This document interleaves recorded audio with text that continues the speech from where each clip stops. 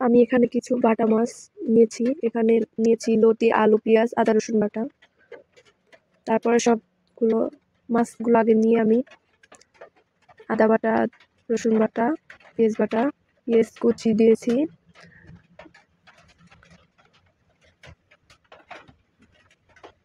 তারপরে এখানে আমি অ্যাড করবো মরিচের গুঁড়ো, হলুদের গুঁড়ো, লবণ,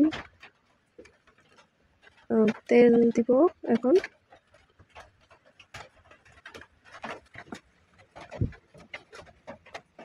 আর এটা হচ্ছে লতি দিয়ে দিলাম।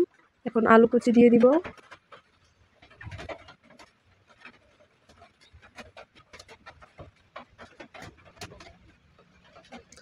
এটাকে ভালো করে মাখিয়ে নিয়ে কিছুক্ষণ আমি 5 মিনিট ঢেকে রেখে দিব। তারপরে আমি রান্নাটা কমপ্লিট করে রাখবো।